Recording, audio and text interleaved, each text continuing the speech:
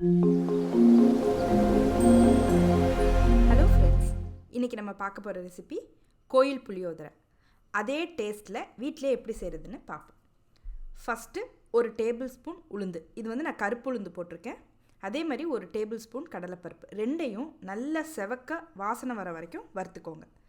இப்போது அதில் நான் ஒரு 7 காஞ்ச மிளகாய் சேர்த்துக்கிறேன். அதையும் போட்டு நல்லா வறுத்துக்கோங்க. அப்புறம் காஞ்ச மிளகாவும் ஸ்லைட்டாக பொரியணும்.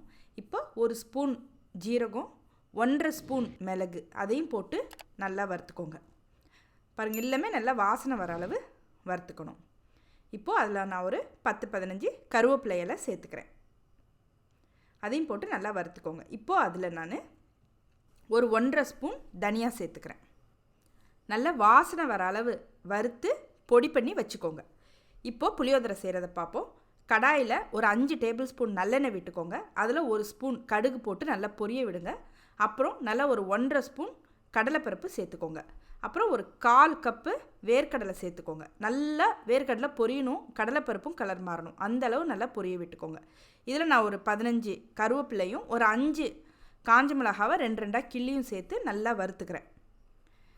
இது புளியோதரை புளிப்பு தூக்கலாக இருக்குங்கிறதுனால நம்ம காஞ்ச மிளகாய் நிறைய சேர்த்துக்கிறோம். இதில் நான் 1 ஸ்பூன் பெருங்காயம் சேர்த்துக்கிறேன், 1 ஸ்பூன் மஞ்சத்தூளும் சேர்த்துக்கிறேன். போட்டு நல்லா பொரிய விட்டுருங்க. பாருங்கள், இப்போது இந்த சைஸ் ஒரு பெரிய எலுமிச்சம்பழ அளவு சைஸ் புளியை நல்லா கரைச்சி அதையும் இதில் நம்ம சேர்த்துக்கிறோம். பாருங்கள், இந்த அளவு நீர்க்க இருக்கணும். இது நல்லா கிளறி விட்டுருங்க. இப்போ இதை மூடி போட்டு ஒரு 20 நிமிஷம் இதை நல்லா நம்ம கொதிக்க விட போகிறோம். பாருங்கள், கொதி வந்துருச்சு. இப்போ இதை மூடி போட்டு ஒரு 20 நிமிஷம் அப்படியே விட்டுறாதீங்க. அப்பப்போ திறந்து கிளறி விட்டு பாருங்கள். ஒரு 10 நிமிஷத்துக்கு ஒரு தடவை இதை கிளறி விட்டு பாருங்கள். இதை பாருங்கள், ஒரு 10 நிமிஷம் கழித்து திறந்து பாருங்கள்.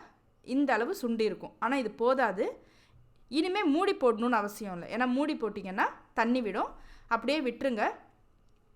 ஒரு 5 நிமிஷத்துக்கு ஒரு தடவை இதை செக் பண்ணிக்கிட்டே இருங்க. பாருங்கள், எந்த அளவு சுண்டி வந்திருக்கு. ஆனால் இன்னும் சுண்டி வரணும். எண்ணெய் கக்கிக்கிட்டு நல்லா சுண்டி வரும். அது வரைக்கும் நீங்கள் வெயிட் பண்ணணும். இந்த ஸ்டேஜில் புளியோதரைக்கு தேவையான உப்பையும் ஆட் பண்ணிவிடுங்க. நான் நல்லா 1 ஸ்பூன் உப்பு ஆட் பண்ணியிருக்கேன். போட்டு நல்லா கிளறி விட்டுக்கோங்க. பாருங்கள், எவ்வளோ அது சுண்டி வருது பாருங்கள். இன்னும் நல்லா கொதிக்க விடுங்க. பார்த்தீங்களா, இப்போ தான் எண்ணெய் பிரிய ஆரம்பிச்சிருக்கு.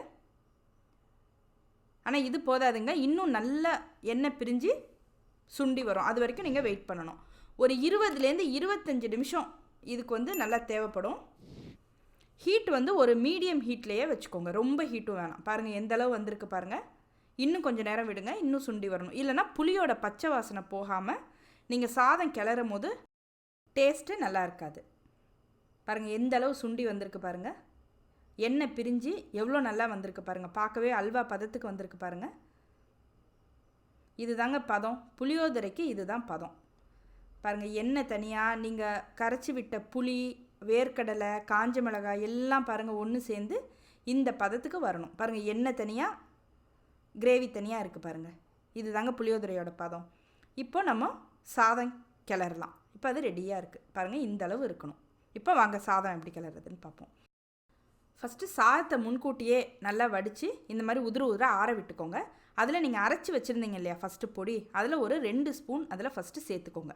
அப்புறம் உங்களுடைய புளியோதரை புளிக்காய்ச்சல் நம்ம காய்ச்சி வச்சுருக்கோம் இல்லையா, அதையும் இதில் சேர்த்துக்கோங்க.